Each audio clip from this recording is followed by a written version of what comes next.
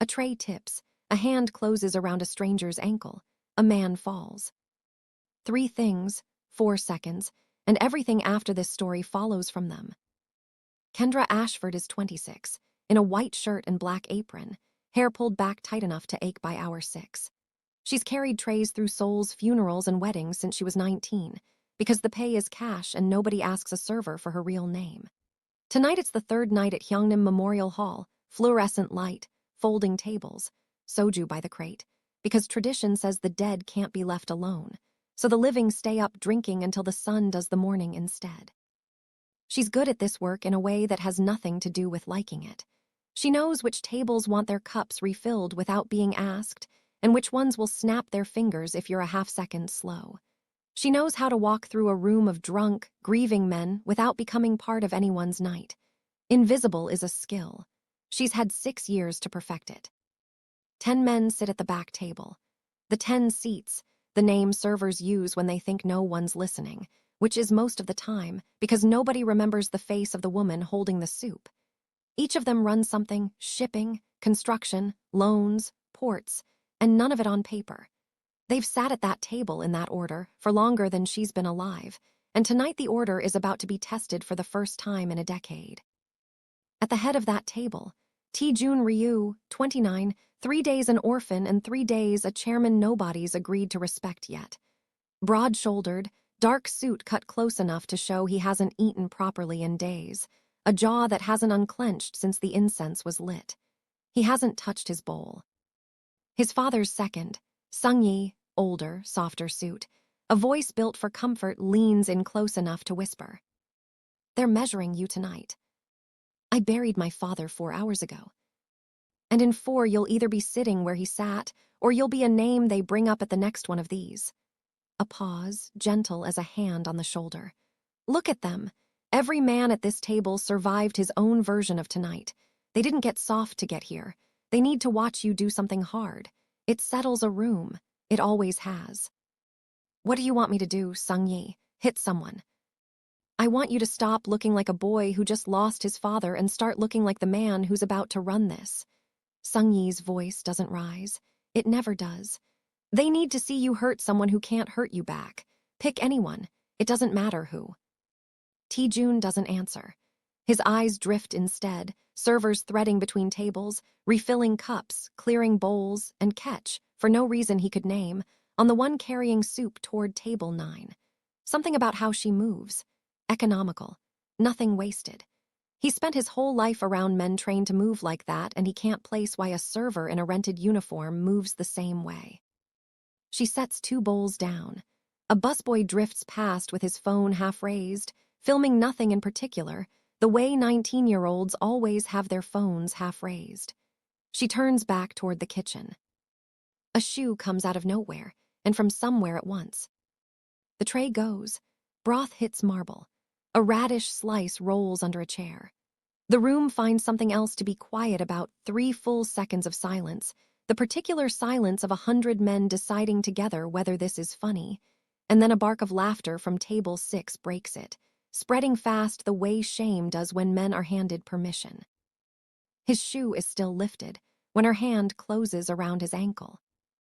Not hard, not fast. The grip of a woman who's held worse before, though none of the 10 men at that table know it yet, and neither does he. He goes down. Marble cracks under his shoulder loud enough that 2 men actually rise out of their seats at table 3. And in the half-second the whole room needs to process what just happened to the new chairman, she does the smartest thing anyone's done all night. She lets go, picks the tray back up like nothing happened, and walks toward the kitchen like the floor isn't wet with somebody's funeral soup, like she hasn't just put the most dangerous man in the building on his back in front of everyone he needs to respect him. 11 men stand up at that table. Hard cut. 4 in the morning, loading dock behind the hall. Kendra sits on the bumper of a catering van with her shirt untucked and one shoe missing, electrical tape from the van's toolkit wound twice around her ribs under the fabric, because a hospital wants a name she can't give and a story she can't tell. She doesn't cry. She counts instead, wraps of tape, hours until the next shift, how much the missing shoe is going to cost her. Because counting is the only math that's ever kept her upright on nights like this. Okay, Ya, the woman who runs the catering crew, finds her out there with a bag of ice from the kitchen and doesn't ask questions, just presses it into her hands and sits down on an overturned crate beside her for a minute, saying nothing, which from Okay, Ya is its own kind of care. You should go to the hospital. I'm fine. You said that with your ribs taped like a boxer's. Okay, Ya studies her for a long moment. You've done that before, the rap. Once or twice. Okay, Ya doesn't push. She's employed enough desperate women to know which questions cost more than they're worth. She goes back inside, and Kendra is alone again with the ice and the tape and the sound of her own breathing. Her phone buzzes, Atlanta area code. You didn't pick up Monday. Her sister's voice, sharp the way sharp sounds when it's really soft wearing armor. I had to ask the tech to hold my line for 20 minutes so I could try you again. I was working. You're always working. A pause, full of dialysis chair boredom. You sound weird. I'm fine. Kendra. I'm fine, Aletta, softer than she means it. How was today? 4 hours watching a parking lot, living the dream. A laugh that cost something to make. Copay went up again, wasn't going to tell you that. You just did. I told you so you'd send 50% instead of 60, because I don't need you starving in. A pause. Where even are you? Seoul, same as always. Same job. Same job. She looks down at the tape peeking out under her shirt hem and tugs it lower where the phone can't somehow see it. I have to go. Love you. Love you too. Call me Wednesday, I mean it. She hangs up before Aletta can ask again why she sounds off, and sits there another minute with the ice going numb against her ribs, thinking about a number she does not say out loud to anyone. The number of years left before the treatments stop working the way they're working now, and what she's going to do about it when that day comes, because 60% of a server's wage was never going to be the actual answer. It's just the only one she has right now. By 9 that morning, the clip is everywhere and already gone from where it started, reposted, recut. The caption changed 4 times by 4 different accounts, none of which know or care who the woman in it actually is. The hall pulls the catering contract by 10. 11 women lose a paycheck because of 9 seconds nobody at that table stopped a chairman's son from taking. Okaya calls a meeting in the basement kitchen that isn't really a meeting. Just 11 women standing in a room finding out together that the floor moved under all of them at once. Hyungnim called, Okaya says, flat, phone still in her fist. We lost the contract. Nobody says anything at first. I'm sorry, Kendra says, into the silence, because someone has to and because it's true. Don't. Okaya doesn't look at her when she says it, which is its own kind of mercy. She knows exactly whose ankle it was, and she isn't going to make Kendra carry the room's blame on top of her own ribs. Go home. Ice what needs icing. Don't come back till I call. She doesn't go home. Home is a room the width of a hallway, and going there feels like walking into a box with the video still playing behind her eyes on a loop.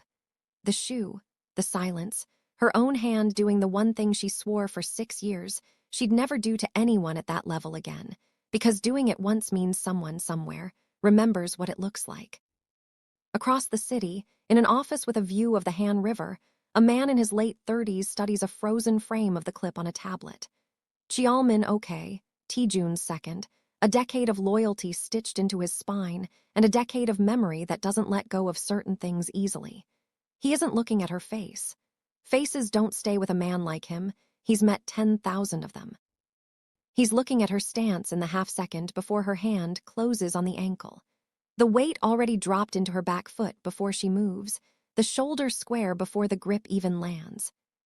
The follow-through that lets go a half-beat sooner than instinct would call for, which means someone taught her control on top of the technique, which is rarer and harder to fake than the technique itself.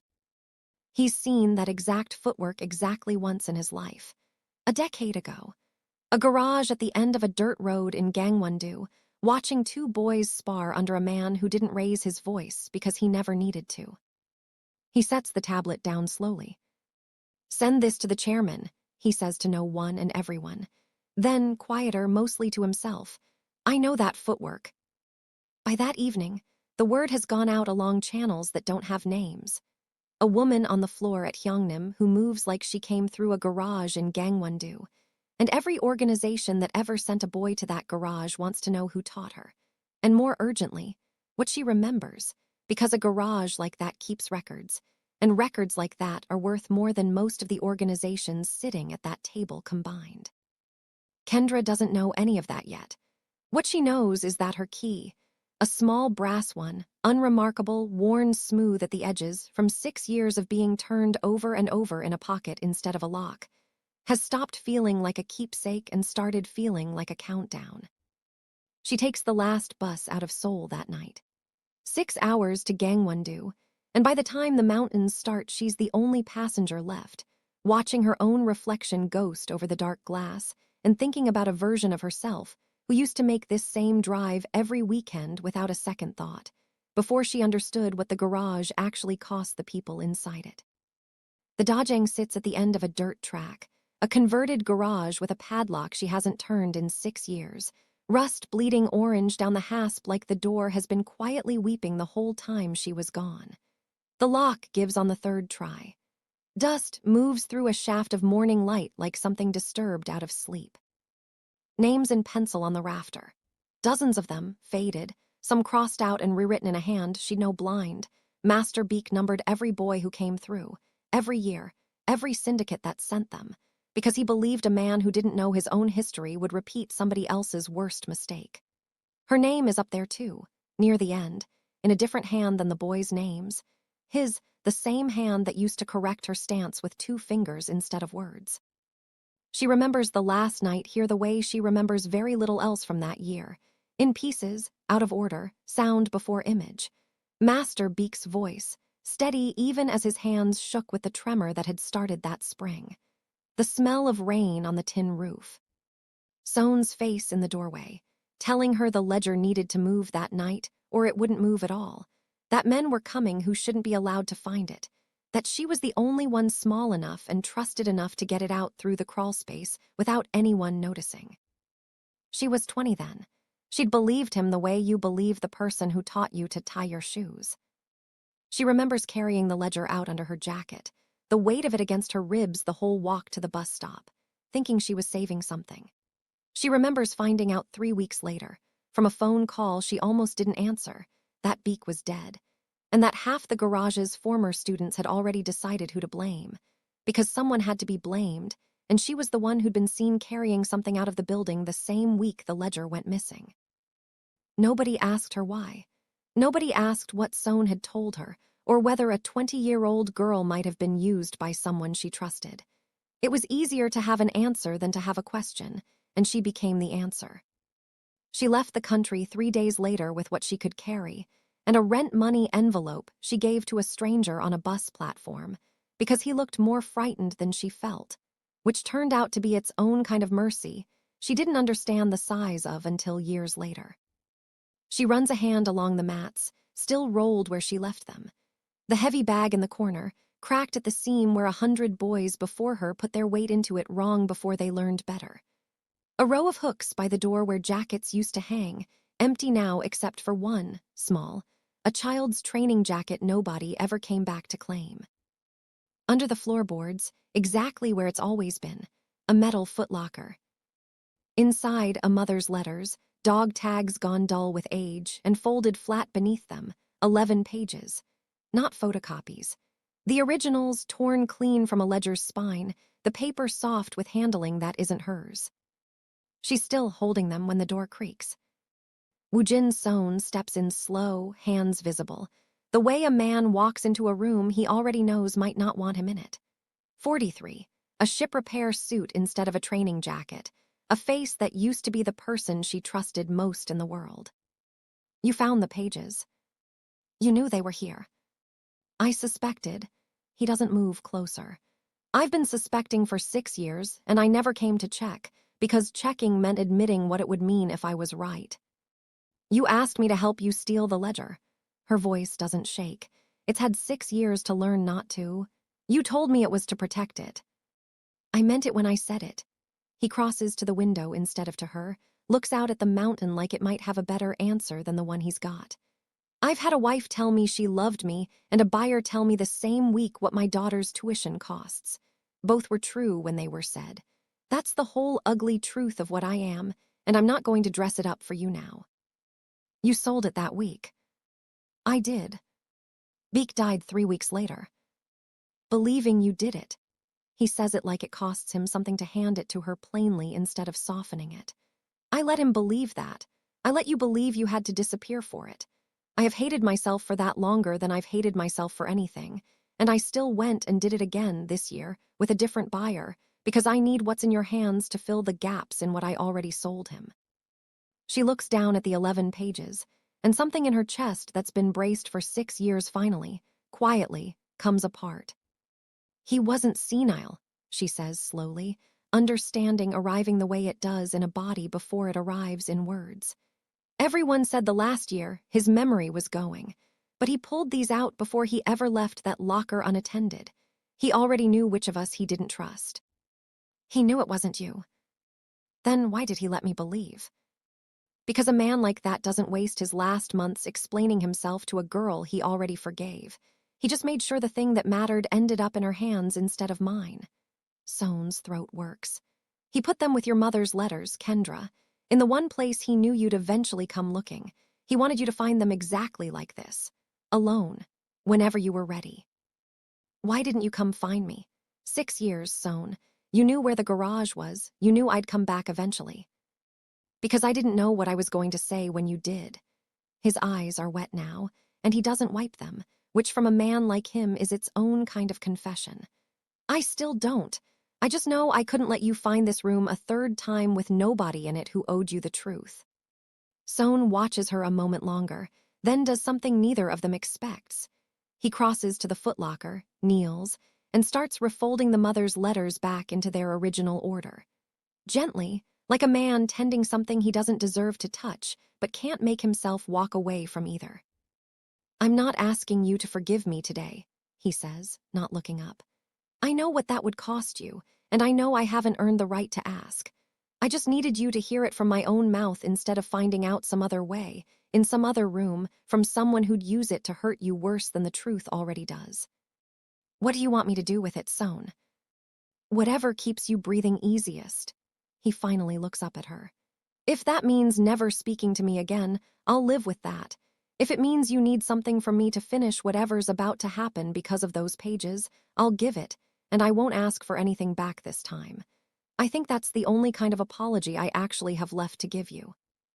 She doesn't answer him, but she doesn't ask him to leave the room either, and for a man who spent 6 years assuming he'd lost the right to be in any room with her, that's not nothing.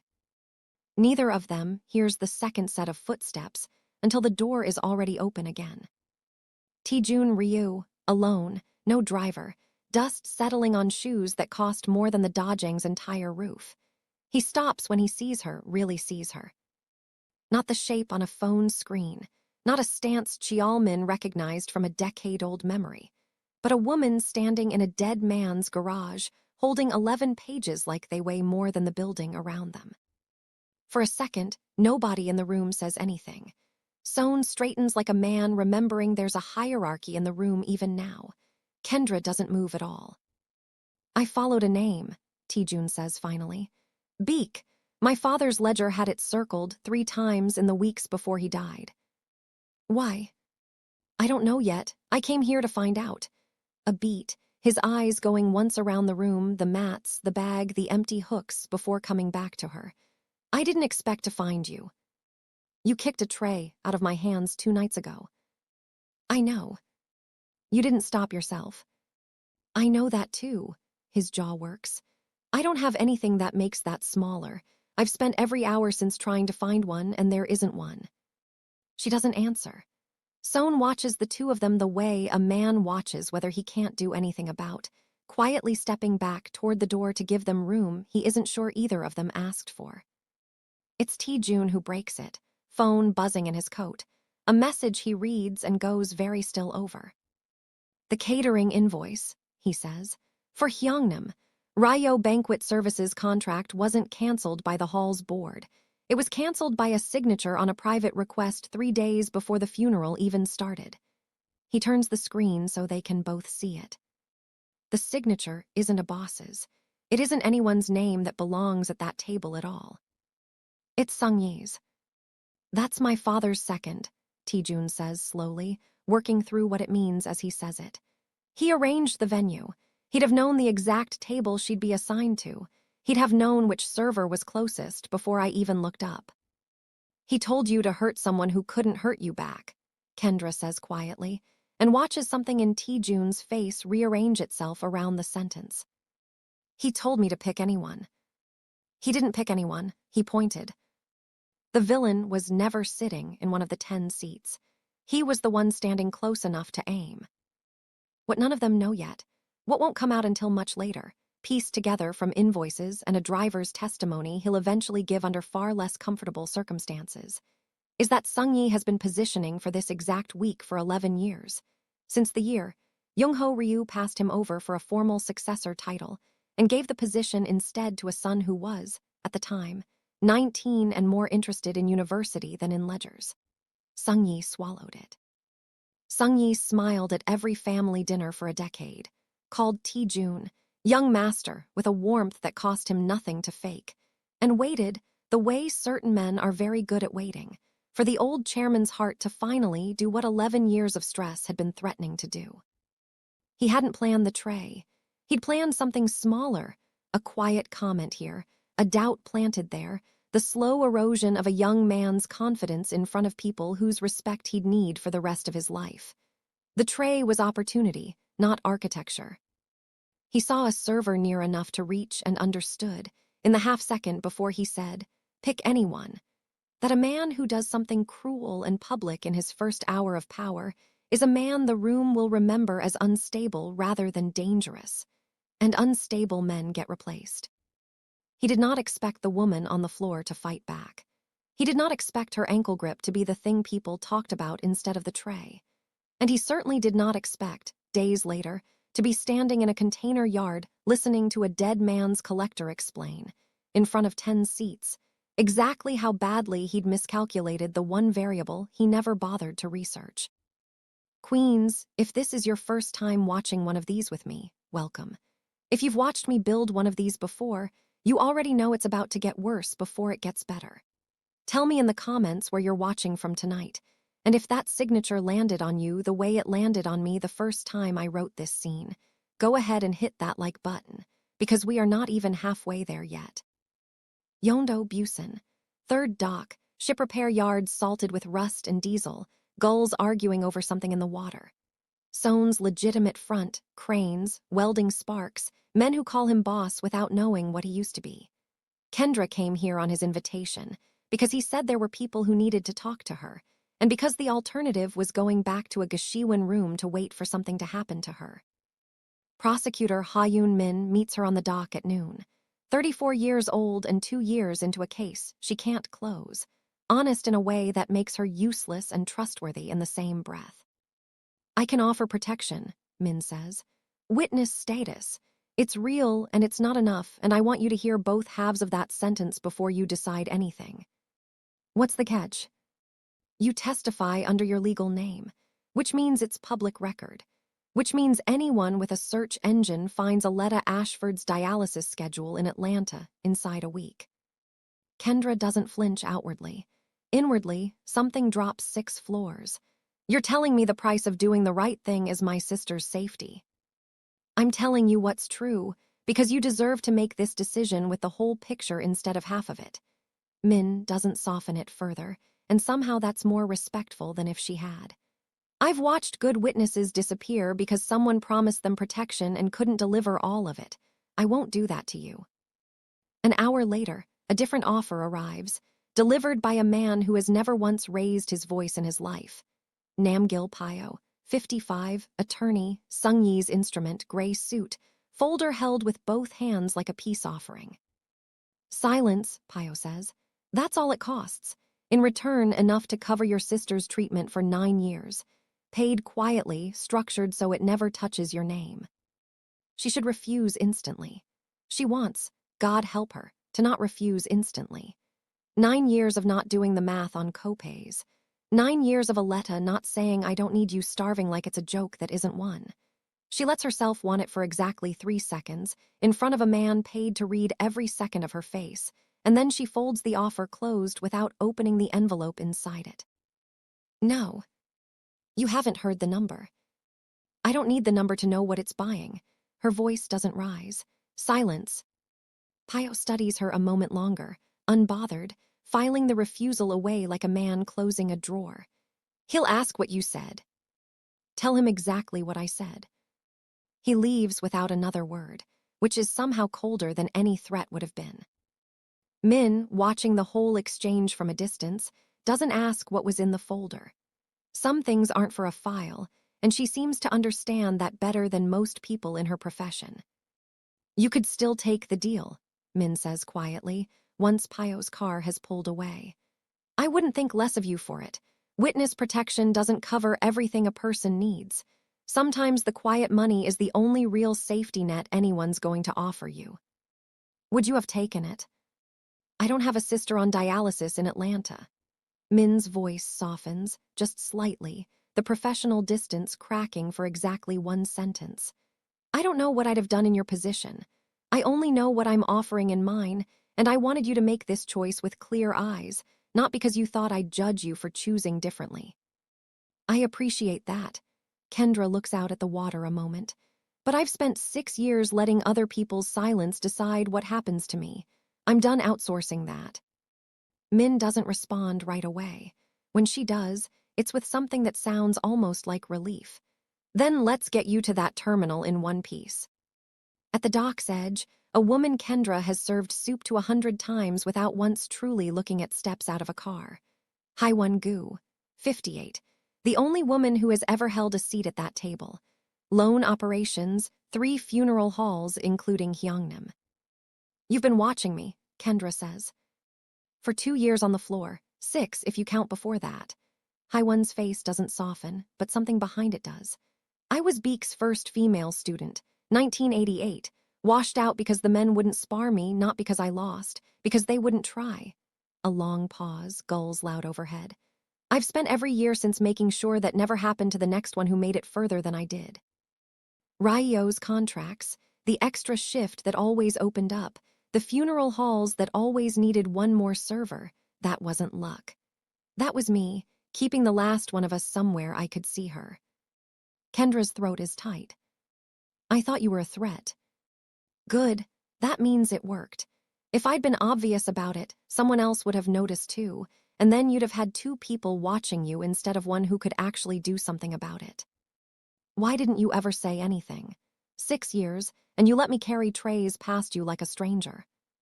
Because the day I said something was the day someone else could ask me why I knew to say it. Haiwan's expression doesn't change, but her voice drops, just slightly. I've spent 38 years in rooms full of men who would use anything soft in me against everyone I've ever cared about. Watching from a distance was the only kind of care I had left that they couldn't turn into a weapon. Chialmin finds T-Jun alone on the dock an hour later, staring at the water like it owes him an answer. He doesn't sit. He's never been a man who sits when his chairman is standing. You've been quiet since the garage.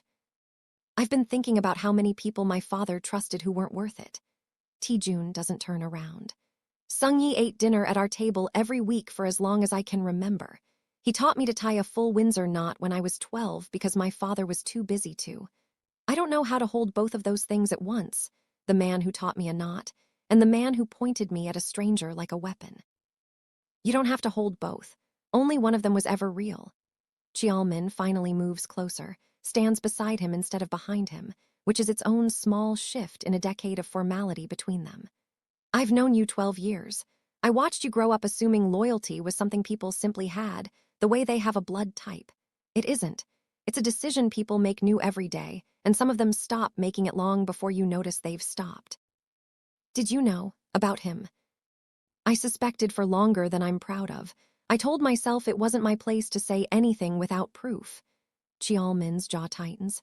That was a mistake. I won't make it again. T-Jun is quiet a moment. The woman at the garage, Kendra. Her name feels unfamiliar in his mouth, like a word in a language he's only just started learning.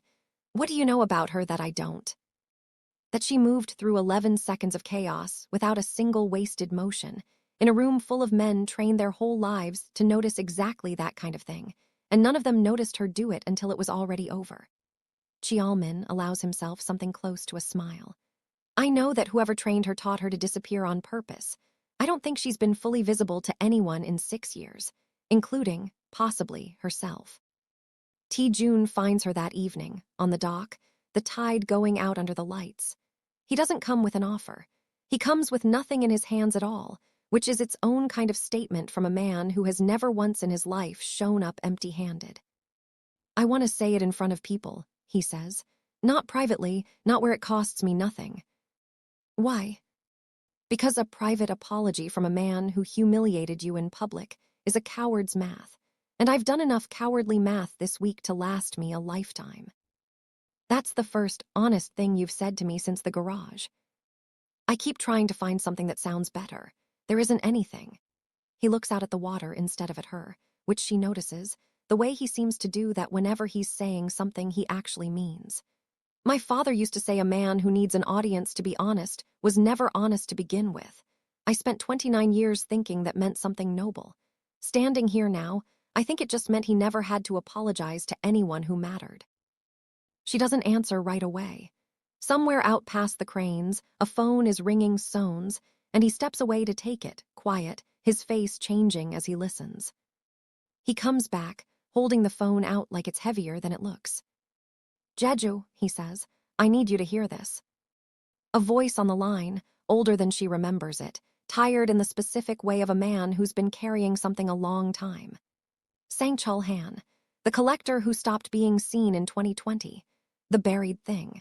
She was the last person to see him, and for 6 years, half the underworld east of Incheon has believed she was the reason he disappeared. You drove me to the bus terminal, Han says before she can even ask. Gave me your rent money, told me to go somewhere nobody in that world had a reason to look. I've been fixing boats in Jeju for 6 years because a girl half my age decided I didn't have to be a body in a report. A pause, static and ocean somewhere behind his voice. I've thought about calling you 100 times. Every time I told myself it was safer for both of us if I stayed a ghost. I was wrong. Staying a ghost just meant you carried what I did for 6 years, while I got to fix boats and pretend none of it happened. Why now? Because Son found me last week and told me you were about to walk into a room full of men who think you're the reason I'm dead, and I decided I'd rather be seen than safe. A long breath. I owe you a truth back. Whatever you need me to say, I'll say it. She sits down hard on a coil of dock rope. 6 years of being the only person who knew the truth finally not being the only one anymore. I need you to say it in front of 10 men, she says. In front of everyone who's spent 6 years wondering, not a phone line, your face. There's a pause on the line, and when Han speaks again, his voice is steadier than it's been the whole call. Then that's where I'll be. Tell me when. She looks up at June. I'll stand in front of the 10 seats, she says. Incheon Container Terminal, night, floodlights turning the stacked steel into a city that doesn't sleep. All 10 seats present, plus the men who serve them, plus, near the back, quiet, hands folded Sung-Yi, who has not yet understood that this is the room he built for his own ending. Kendra stands where the servers usually stand, not at the table, in front of it. For once, that is exactly where the power is. You all know what I did 6 years ago, she says. No apron tonight. Just her own clothes, her own name, her own voice carrying across steel and floodlight. Some of you think I stole from the man who trained your best men. So I'm going to tell you what I actually remember, and then you'll understand why every one of you has spent 6 years hopping I'd stay lost. She starts with the earliest seat and works forward. The year each man came through the Gangwon-do garage, who he trained beside, which 2 seats trained in the same cohort 3 years apart and have spent a decade pretending not to know each other at all. Seat from Daegu, 1997, trained beside the man who now runs seat 6. You've called each other rivals in every meeting for 11 years. You were bunkmates. A murmur runs the length of the table, heads turning between the 2 men in question, both of whom go very still. Seat 3, 2003, Master Beak quietly paid off a debt for your family that year, the same year you swore an oath to a different house entirely. He never told you he knew. I do. No punches. No weapons. Just names and years said aloud by the one living witness list any of them ever had. And by the time she reaches Mansick Jian, 71, the Kingmaker, 4 sentences in the whole night so far, the alliance they've spent decades pretending was solid is visibly, audibly coming apart at seams nobody but her could ever see. You paid his medical bills, she says to Jian. Quietly, for 20 years. You never told anyone because a man like you doesn't need credit for decency. I remember that too. Jian says nothing, but something in his face settles, the way a debt settles when it's finally acknowledged out loud. She isn't finished. Seat 8, you told this table your son studies architecture in Toronto. He doesn't. He washed out of the garage the same year I did, for different reasons, and he's been sending you letters from a fishing town in Sokcho for 3 years that you've never answered, because answering would mean admitting to this table that your son chose a life you can't respect. I read one of those letters once before I left. He doesn't want your seat. He wants you to write back. The man at seat 8 goes rigid, the practiced stillness of someone absorbing a hit in front of an audience he can't afford to react in front of. He says nothing.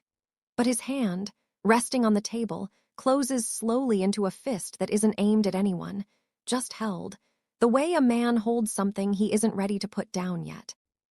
The murmur that runs through the table now isn't shock anymore. It's recognition, 10 men beginning to understand, all at once. That the woman standing where the servers stand has spent 6 years memorizing the one thing every person at that table has spent their whole lives making sure no one could ever use against them. The truth. Then, from the edge of the floodlights, a man walks in who half the table hasn't seen in 6 years and never expected to see again. Sang Chul-han, older, weathered, moving like a man who spent years fixing boats instead of collecting debts, and the silence that falls over the table this time is a different kind entirely. I'm not dead, Han says, plain, no theater in it. I wasn't buried in a foundation somewhere, whatever story made the rounds. She drove me to a bus terminal with her own rent money in my pocket and told me to disappear before somebody decided I should. I've spent 6 years on an island because of it. I came back tonight because I let a rumor about her stand for 6 years, and that ends now, in front of all of you, not on a phone line where you can tell yourselves you imagined it. 2 of the seats look at each other, the specific look of men recalculating 6 years of assumptions in real time. One of them, older, looks down at the table like a man ashamed of how easily he believed the convenient story. That's when Sung Yi moves, not toward her, toward the exit, unhurried, a man who still believes composure is the same thing as escape. 2 of his men step to block the server's access road behind her. It lasts 9 seconds. Chialmin meets the nearer one at the hip, a turn of leverage instead of a fist, a wrist folded until the man simply stops being a problem and sits down hard on the concrete. The second doesn't even try once he sees how the first one went. No blood, no blade, just balance taken and not given back. Sung Yi stops walking. You signed the catering request, Taejun says, stepping forward, voice carrying flat and clear across the dock. You aimed me at her like a dog you trained. You had our father's ledger flagged with a name you knew would bring me here. Hopping whatever I found would finish me before I ever sat down. He holds up a folder, Chialmin's research, the invoice, the timeline discrepancy in a funeral report that should never have needed one. And your driver's face is in the corner of the exact clip that ruined her life, 40 hours after he was documented somewhere else entirely. I did everything for this family, Sung Yi says, the first crack showing in a composure that's held for 30 years. Your father would still be alive if he'd listened to me the way you refused to. My father is dead because he was 61 and his heart gave out, Taejun says. You've spent 3 days trying to turn his funeral into your inheritance instead of his burial. That's not loyalty. That's an opportunity you've been waiting for longer than I want to know. Mansick Jian finally speaks his 4th sentence of the night. Sit down, Sung Yi. 2 words. No seat behind them but 71 years of every other seat at that table deciding, in real time, to listen. Sung Yi sits, and for the first time since the funeral began, he looks like a man who has run out of rooms. It's over faster than any of them expected, and slower than any of them will ever be able to explain to someone who wasn't there. A folder, a man's face in the flesh instead of a rumor, a room full of powerful men choosing, one by one, to believe a woman who used to be invisible to all of them, and a woman's memory doing in one night what no amount of force ever managed in 6 years. T-June's apology, when it finally comes, is in front of the same table that watched him kick a tray out of her hands. It goes badly, the way real apologies do, his voice catching on the word sorry like it's a language he's never spoken before.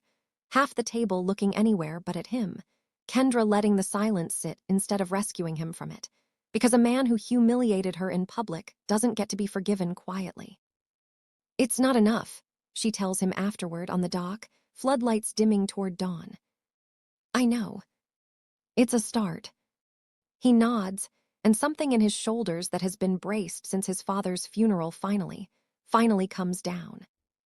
He does not end the story as chairman. He hands the seat to Haiwon-gu himself, in front of the other 9, no ceremony, just a man setting down a weight he never actually wanted to carry in the first place. Jiyeon backs the decision with a single nod, and after that, nobody at the table argues with it. "You could have kept it," Haiwon tells him quietly after. "Nobody would have blamed you for holding on."